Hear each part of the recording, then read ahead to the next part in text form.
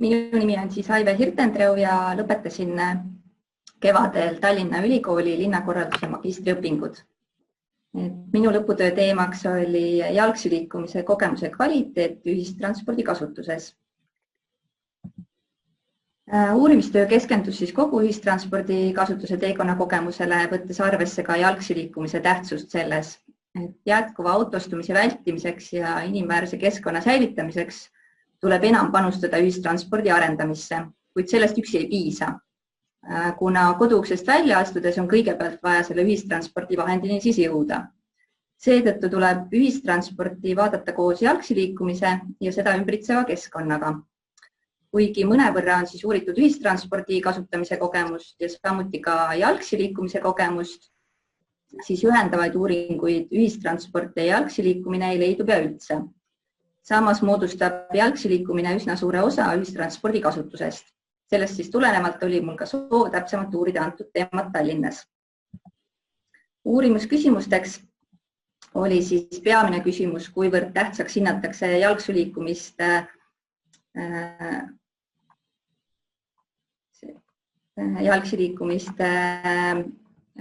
kogemust siis ühistranspordi kasutuse kogemusest ja kas jalgsi kõndimine ja selle keskkonna kvaliteet on miski, mida peetakse siis osaks ühistranspordi kasutusest. Ja alaküsimusteks, kuivõrd rahule võib jääda ühistranspordi arenguga ning linnaplaneerimisega üldiselt ja kuivõrd siis see koroonaviirus on kujundanud inimeste ühistranspordi kasutust. Kuna mina viisin siis selle uuringu läbi kevadel, siis minu uurimistöös oli koroonaviirusel suur osa. Teoreetilisest raamistikust uurisin jalgsi liikumist ja ühistransporti ühendavaid ja nende vastandamist käsitlevaid materjale, ühistransporti puudutavaid üldtekste, ühistranspordi valiku põhjuseid ja autostumist, avaliku ruumi erinevaid käsitlusi ning avaliku ruumi soovitusi koroonaviiruse leviku tõkestamiseks. Ja käsitlesin siis ka varasemaid Tallinnat puudutavaid uuringuid. Empiirilises osas viisin läbi 15 intervjuud 10 naise ja 5 mehega ning kirjaliku küsitluse Tallinnas ühistransporti kasutavate inimestega. Kohavaatlused, kirjavahetuse ekspertidega Tallinna Transpordiametist ja projekteerimisbüroost ning võrdluseks kasutasin dokumendianalüüsi. Läbiviidud intervjuude põhjal ei saa valimi piiratusest tingitult üldistusi teha küll üldkogumile, kuid saab välja tuua kokkuvõtvalt intervjueeritavate soost tulenevaid erisusi. Tulemuste osas kõigepealt tooksin mõned väljavõtted intervjuudest. Märgiti ära, et kui ühistransporti kasutatakse, siis liigutakse sinna kõige otsemat teed pidi, eriti just hommikuti, kui iga minut on arvel. Aga samas bussipeatusesse või ühistranspordipeatusesse saamine ei ole alati kõige mugavam. Näiteks Nõmmel elava naisterahva jaoks oli bussipeatusesse saamine nikerdamine, kuna sinna ei viinud ei korralikku kõnniteed ega ka siis ülekäiku ja lisaks, kui suurte vihmad olid, siis oli seal niisugune suur järv. Ja teise bussipeatusesse minekuks kasutas ta illegaalset ülekäigu kohta, raudteest ülekäigu kohta, siis, mida siis kohapealsel vaatusel vaadates oli näha, et kasutatakse väga aktiivselt ja väga head alternatiivset lahendust seal ka ei olnud. Lisaks märgiti ära, et näiteks trammipeatused asuvad tihti tee keskel ja sinna viib mitu voorjuhitavat ülekäiku, mistõttu trammid tunduvad nii ligidal, aga nendele jõuda ei ole võimalik või siis tuleb punase tulega üle tee tõtata.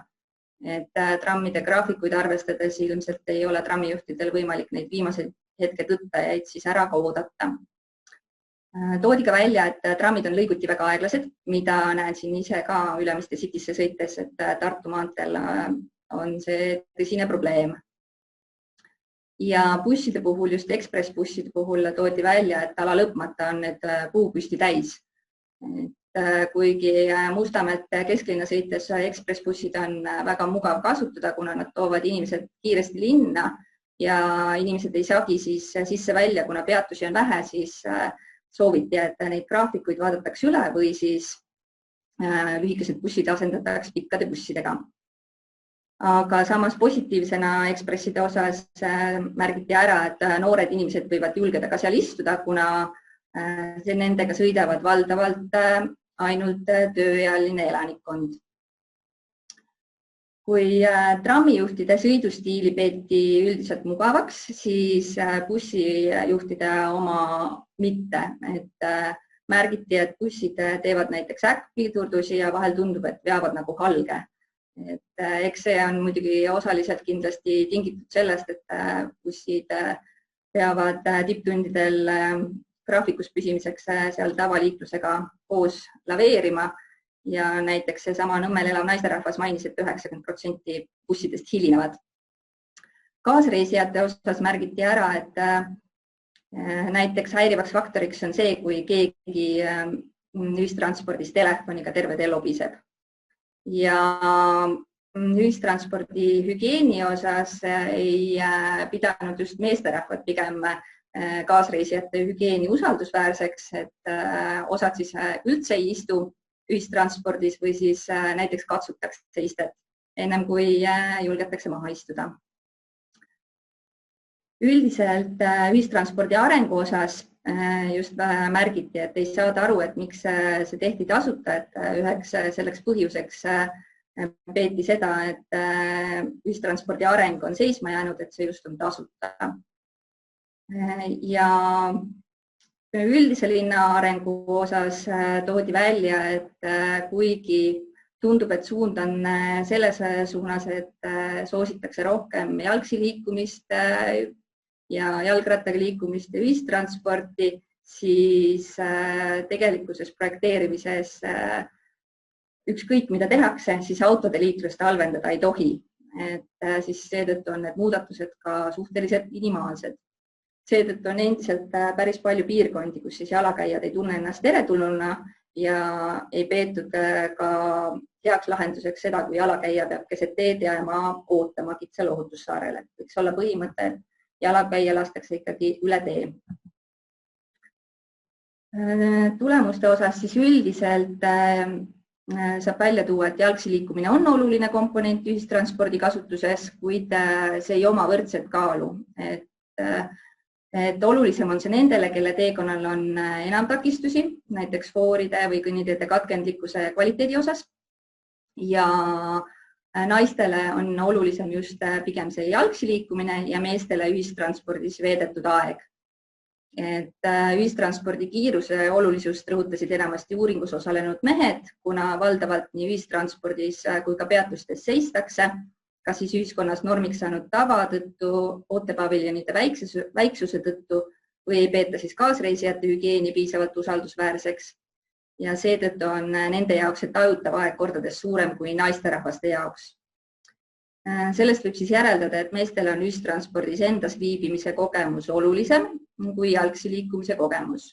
Neile on ühistranspordis ja peatuses viibimise aja puhul enam tegemist tühja ja kasutu ajaga, mida üritatakse siis viia miinimumini või siis vältida. Kui olulist ajalist võitu pole võimalik ühistranspordiga saavutada, näiteks kasutada ekspressbussi, siis loobutakse ühistranspordi kasutusest ja kas liigutakse jalgsi päris pikki vahemaid või siis kasutatakse autot. Naiste puhul omab jalgsi liikumise osa suuremat osakaalu ühistranspordi kasutuses, ollakse pigem seadusekuulekamad, mistõttu fooriga teeületused võtavad enam aega. Tundlikumad ollakse nii valgustuse, müra, autode rohkuse, kõnniteede kvaliteedi, teekonna huvitatavuse, ühistranspordi peatuste, ooteaegade ja ümberistumiste osas, eriti siis, kui liigeldakse näiteks koos lastega. Ühistranspordis valdavalt võimalusel istutakse, mistõttu on võimalik tegeleda paralleelsete tegevustega, nagu näiteks raamatu lugemine, ristsõnade lahendamine ja enam sõidetakse ka koos kellegagi, mis võimaldab siis sotsialiseerumist. Seetõttu möödub see aeg kiiremini ja kasulikumalt. Siiski tavapäraselt vesteldakse võõrastega harva, üldiselt sotsialiseerutakse ainult enda tuttavatega ja siis mõned inimesed kasutavad ka telefonis pikalt vestlemiseks seda aega, et mis siis teiste jaoks võib jälle olla häirivaks faktoriks. Ja lisaks ei ole naisterahvaste jaoks auto stressirohke sõidu ja hinna ning kõndimine pikkade vahemaade tõttu niivõrd alternatiiv kui meestele. Konkreetsema tänavaruumi hindamiseks valisin Peatänava piirkonna, Narva maantee Pronksi ristmikust kuni Vabaduse väljakuni. Et seda intervjueeritavad kasutasid seda piirkonda aktiivselt, aga pigem üritati jalgsi liikumist seal vältida, et kas siis põigati vanalinna sisse, kui see vajadus oli, või siis liiguti ühistranspordiga, kui ka oli vajadus näiteks Vabaduse väljakul ümber istuda, siis sellest hoolimata mindi ka lühike lõik ühistranspordiga, kuna selles piirkonnas on olulisi kitsaskohti, nagu näiteks Hobujaama trammipeatuse kohta öeldi, et see on tõesti tipptundidel väga komplitseeritud kasutada, kuna see on nii kitsas ja rahvast on seal niivõrd palju, et siis tagumisele trammile jõudmiseks on näiteks vaja isegi küünarnukid appi võtta. Et need olukorrad ei ole seal meeldivad. Lisaks Narva maantee ääres on ebamugav läbida seda Viru ringi tõttu ja Nordic Hotel Foorumi ees parkivate taksode tõttu.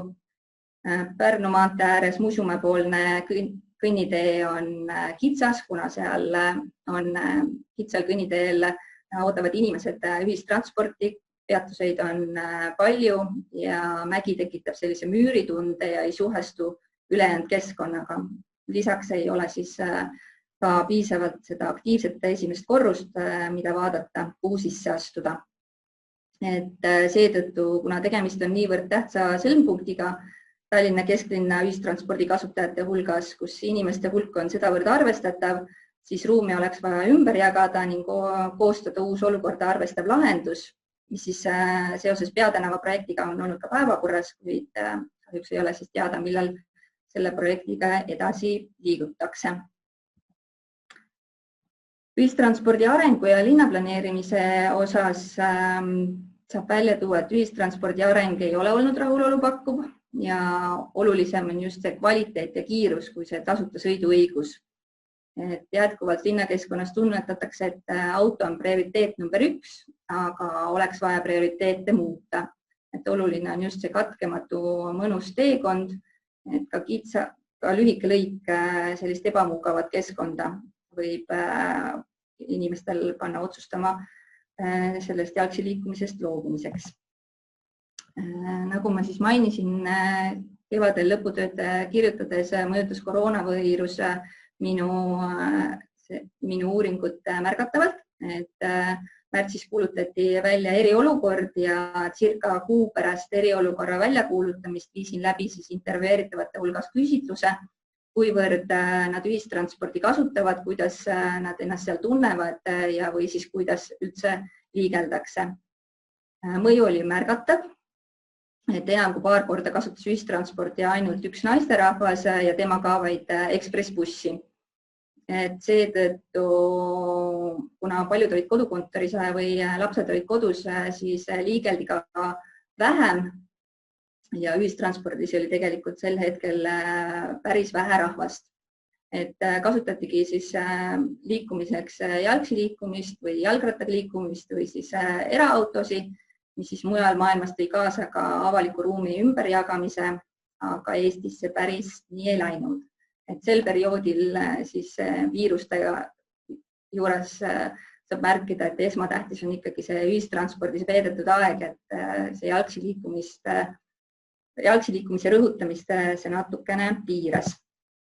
Aga kokkuvõtvalt saab siis väita, et hoolimata koroonaviirusest tingitud muutustest on jalgsi liikumisel ja selle keskkonnal oluline osa ühistranspordi kasutusest, mis vääriks siis enam tähelepanu nii erinevates uuringutes kui ka standardites, käsiraamatutes ja seadustes. Ja inimesed liiguvad nii, nagu linn seda kujundab, mistõttu jätkusuutliku, ökonoomse, atraktiivse, juurdepääsetava ja mitmekesiste liikumistega linna loomiseks on vaja jõuliselt perspektiive muuta. Seetõttu jäi uuringust kõlama arvamus, et enam tuleb parendada nii linnaruumi kui ka ühistransporti, mille arengusse soovitakse siis ka ise panustada. Tänan kuulamast!